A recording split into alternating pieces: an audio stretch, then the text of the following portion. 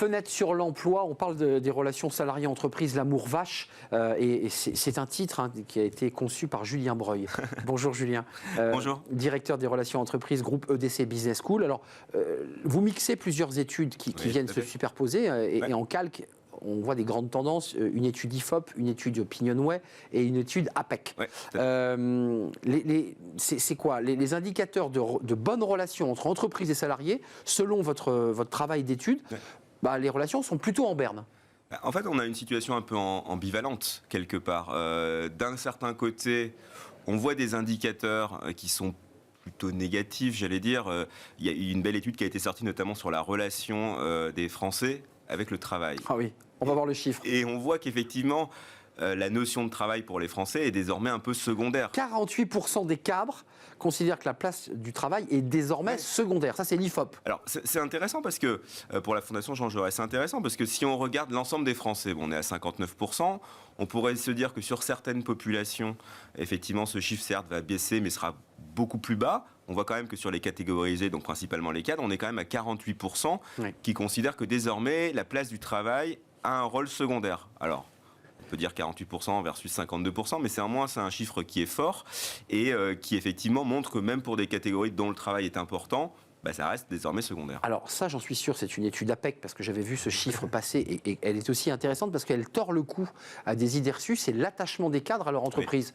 Oui. Et en fait, les cadres sont très majoritairement attachés à leur entreprise. C'est tout le paradoxe. C'est très intéressant. C'est-à-dire qu'effectivement, on voit bien pour eux, enfin pour les cadres principalement, que l'entreprise a un rôle, notamment par rapport à la société, qu'elle a un rôle par rapport à la mise en place du travail, à son évolution. Et dans le même temps, ils nous disent, moi je suis plutôt investi, je crois 95% d'entre eux, et dans le même temps, j'ai même un attachement à cette entreprise, 81% d'entre eux. Donc on voit bien que malgré des indicateurs en amont qui semblent plutôt négatifs, il y a quand même, par rapport à l'entreprise, une relation, entre guillemets, qui est plutôt forte, en tout cas telle qu'elle est décrite. Il y a le décalage qui se crée par cette distorsion entre les attentes des cadres et les réponses des entreprises. C'est-à-dire qu'à la fois, il y a de l'attachement et de l'engagement, vous venez de le dire, et bien en même temps du désir de la part des cadres, j'allais dire, d'être reconnus dans ce qu'ils font, quoi. C'est ça l'enjeu.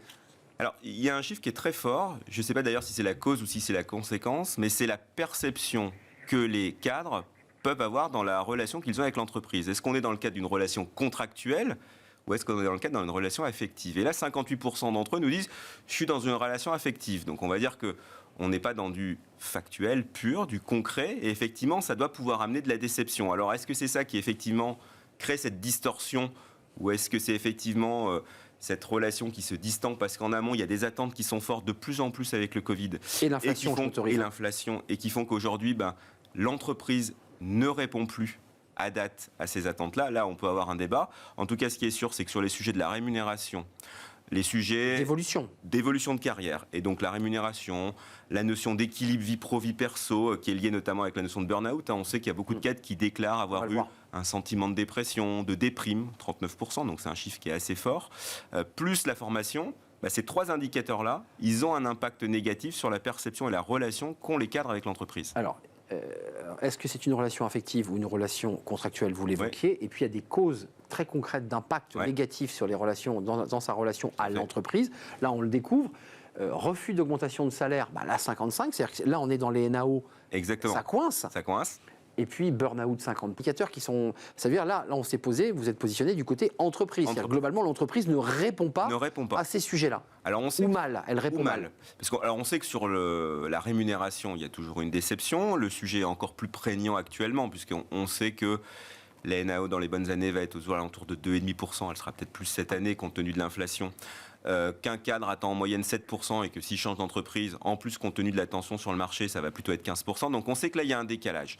Mais ça a un impact négatif. Ce qui est intéressant, c'est plutôt la notion encore plus de burn-out, qui fait écho au sentiment que les cadres, comme je le disais, ont un sentiment parfois de stress assez fort et de dépression ou déprime, on va appeler ça comme ça. Un gros blues, à minima et à maxima dépression, burn-out.